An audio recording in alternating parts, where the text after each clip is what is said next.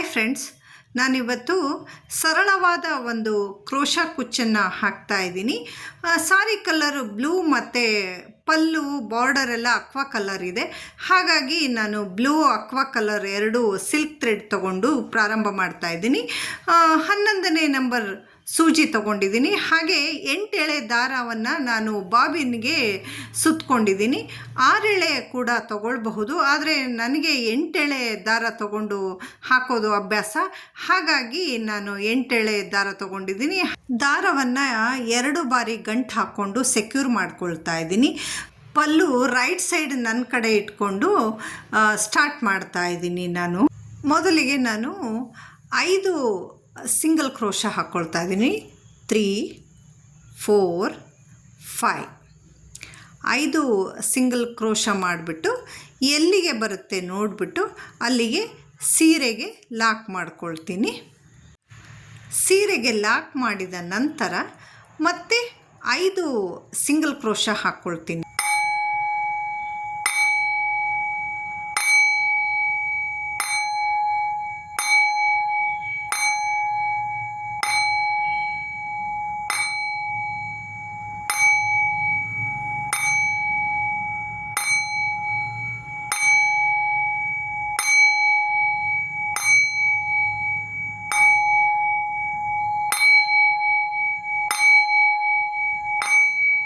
ಐದು ಸಿಂಗಲ್ ಕ್ರೋಶವನ್ನು 2 ಬಾರಿ ಹಾಕ್ಕೊಂಡ್ಬಿಟ್ಟು ಎಲ್ಲಿಗೆ ಬರುತ್ತೆ ಅಲ್ಲಿಗೆ ಲಾಕ್ ಮಾಡ್ಕೊಳ್ತೀನಿ. ನಂತರ 3ನೇ ಬಾರಿ ನಾನು 6 ಸಿಂಗಲ್ ಕ್ರೋಶವನ್ನು ಹಾಕ್ಕೊಂಡಿದ್ದೀನಿ. ಈಗ ಎಲ್ಲಿಗೆ ಬರುತ್ತೆ ಅಲ್ಲಿಗಲ್ಲ, ಸ್ವಲ್ಪ ಹಿಂದೆ ಲಾಕ್ ಮಾಡ್ಕೊಳ್ತಾ ಇದ್ದೀನಿ. ಹೀಗೆ ಮಾಡೋದ್ರಿಂದ ಅದು ಹಾಫ್ ಮೂನ್ ಶೇಪಲ್ಲಿ ಬರುತ್ತೆ. ನೆಕ್ಸ್ಟ್ ಇದಕ್ಕೆ ಆರ್ಚ್ ಬರುತ್ತೆ. ಆರ್ಚ್ ಬಂದಾಗ ತುಂಬ ಚೆನ್ನಾಗಿ ಕಾಣುತ್ತೆ ಅದು ಆರ್ಚ್ ಶೇಪ್.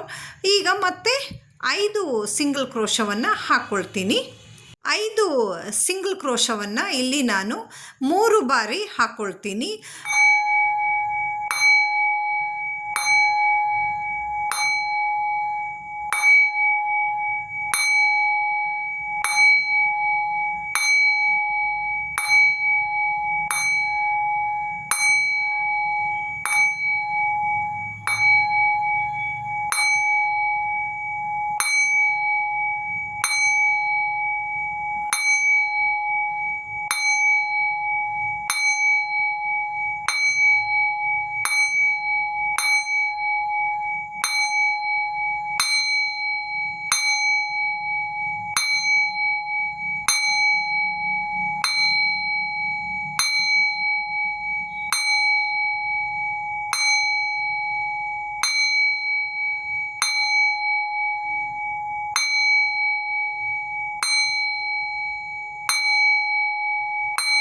ಈಗ ಬೇಸ್ ಲೈನ್ ಮುಗೀತು ಫ್ರೆಂಡ್ಸ್.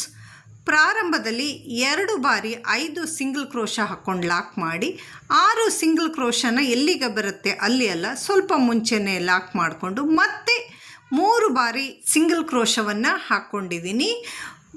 ಪ್ರಾರಂಭದಲ್ಲಿ 2 ಬಾರಿ 5 ಸಿಂಗಲ್ ಕ್ರೋಶ, ನಂತರ 6 ಸಿಂಗಲ್ ಕ್ರೋಶವನ್ನು ಆರ್ಚ್ ರೀತಿ ಲಾಕ್ ಮಾಡಿಕೊಂಡು ಮಧ್ಯದಲ್ಲಿ 3 ಬಾರಿ 5 ಸಿಂಗಲ್ ಕ್ರೋಶವನ್ನು ಮಾಡಿಕೊಂಡು ಈಗ ಪಲ್ಲುವಿನ ಕೊನೆಯಲ್ಲಿ ಮತ್ತೆ 2 ಬಾರಿ 5 ಸಿಂಗಲ್ ಕ್ರೋಶವನ್ನು ಹಾಕ್ಕೊಂಡಿದ್ದೀನಿ. 2 ಬಾರಿ 5 ಸಿಂಗಲ್ ಕ್ರೋಶವನ್ನು ಹಾಕ್ಕೊಂಡ್ಬಿಟ್ಟು ಸೀರೆಗೆ ಲಾಕ್ ಮಾಡ್ಕೊಳ್ತಾ ಇದ್ದೀನಿ. ಲಾಕ್ ಮಾಡಿದ ನಂತರ 2 ಸಿಂಗಲ್ ಕ್ರೋಶವನ್ನು ಜಾಸ್ತಿ ಹಾಕ್ಕೊಳ್ತಾ ಇದ್ದೀನಿ. ಸಿಂಗಲ್ ಕ್ರೋಶ ಹಾಕಿದ ನಂತರ ಸ್ವಲ್ಪ ಉದ್ದವಾಗಿ ದಾರವನ್ನು ಹಾಗೆ ಬಿಟ್ಬಿಟ್ಟು ಕಟ್ ಮಾಡ್ತೀನಿ. ನಂತರದಲ್ಲಿ ಅದನ್ನು ಸೀರೆಯ ಹಿಂಬದಿಗೆ ಆ ಉದ್ದ ಬಿಟ್ಟಿರುವ ದಾರವನ್ನು ಫ್ಯಾಬ್ರಿಕ್ ಗ್ಲೂ ಹಾಕ್ಬಿಟ್ಟು ಸ್ಟಿಕ್ ಮಾಡ್ತೀನಿ ಫ್ರೆಂಡ್ಸ್. ಹಾಗೆ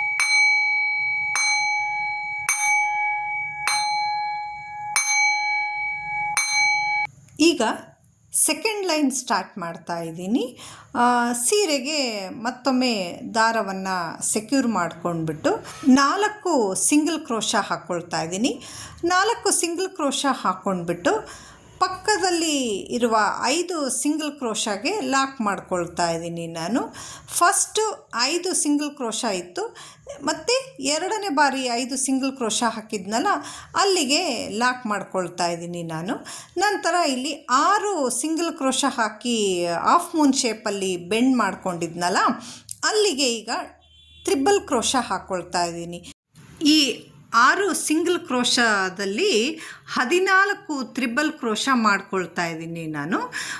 14ಕ್ಕಿಂತ ಜಾಸ್ತಿ ಬಂದರೆ ಕ್ಲಮ್ಸಿ ಆಗಿಬಿಡತ್ತೆ.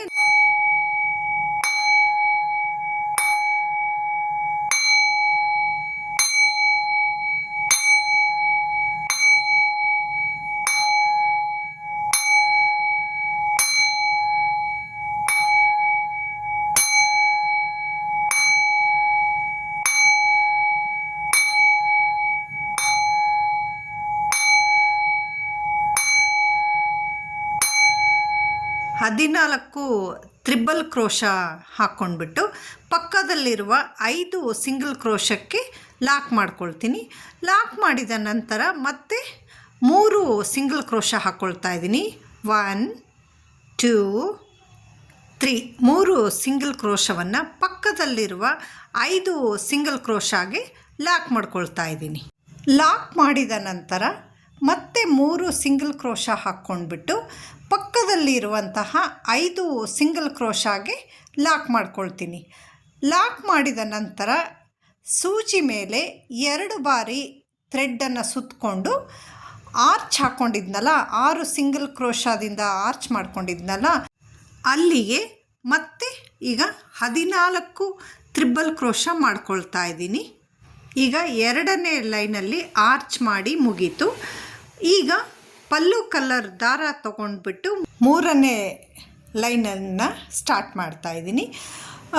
ಮತ್ತು 2 ಬಾರಿ ಬೇಸ್ ಲೈನಿಗೆ ದಾರವನ್ನು ಲಾಕ್ ಮಾಡಿಬಿಟ್ಟು 4 ಸಿಂಗಲ್ ಕ್ರೋಶ ಹಾಕ್ಕೊಳ್ತಾ ಇದ್ದೀನಿ. 2 3 4 4 ಸಿಂಗಲ್ ಕ್ರೋಶವನ್ನು ಪಕ್ಕದಲ್ಲಿ ಮುಂಚೆ 2ನೇ ಲೈನಲ್ಲಿ ಸಿಂಗಲ್ ಕ್ರೋಶ ಹಾಕಿರ್ತೀವಲ್ಲ ಅಲ್ಲಿಗೆ ಲಾಕ್ ಮಾಡ್ಕೊಂಡ್ಬಿಟ್ಟು ಈಗ ಸೂಜಿ ಮೇಲೆ 1 ಬಾರಿ ದಾರ ತಗೊಂಡು ಡಬಲ್ ಕ್ರೋಶ ಮಾಡ್ಕೊಳ್ತೀನಿ. ಟ್ರಿಬಲ್ ಕ್ರೋಶ ಹಾಕ್ಬಿಟ್ಟು ಆರ್ಚ್ ಮಾಡ್ಕೊಂಡಿದ್ನಲ್ಲ ಅಲ್ಲಿ ಪ್ರತಿ ಒಂದು ತ್ರಿಬಲ್ ಕ್ರೋಶದ ನಡುವಿನಿಂದ ದಾರ ತಗೊಂಡ್ಬಿಟ್ಟು ಡಬಲ್ ಕ್ರೋಶ ಮಾಡ್ತಾ ಹೋಗ್ತೀನಿ.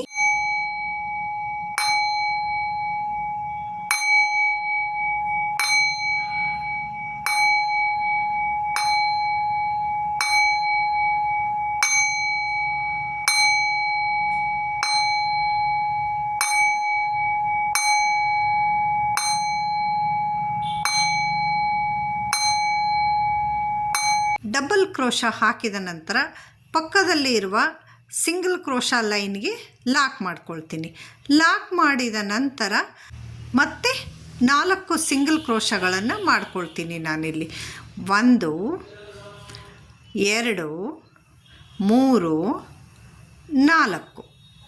4 ಸಿಂಗಲ್ ಕ್ರೋಶ ಮಾಡಿ ಪಕ್ಕದಲ್ಲಿರುವ ಸಿಂಗಲ್ ಕ್ರೋಶಾಗೆ ಲಾಕ್ ಮಾಡ್ಕೊಳ್ತೀನಿ. ಲಾಕ್ ಮಾಡಿದ ನಂತರ ಮತ್ತೆ ಸೂಜಿ ಮೇಲೆ 1 ಸಾರಿ ದಾರ ಸುತ್ತಕೊಂಡ್ಬಿಟ್ಟು ಪಕ್ಕದಲ್ಲಿರುವ ತ್ರಿಬಲ್ ಕ್ರೋಶ ಆರ್ಚ್ ಮೇಲೆ ಡಬಲ್ ಕ್ರೋಶ ಮಾಡ್ತಾ ಹೋಗ್ತೀನಿ. ನೋಡಿ ಹೇಗೆ ಆರ್ಚ್ ನೀಟಾಗಿ ಬಂದಿದೆ. ಇಲ್ಲಿ 4 ಸಿಂಗಲ್ ಕ್ರೋಶ ಹಾಕ್ಕೊಂಡಿದ್ದೀನಲ್ಲ ಅಲ್ಲಿಗೆ ಕುಚ್ಚು ಬರುತ್ತೆ.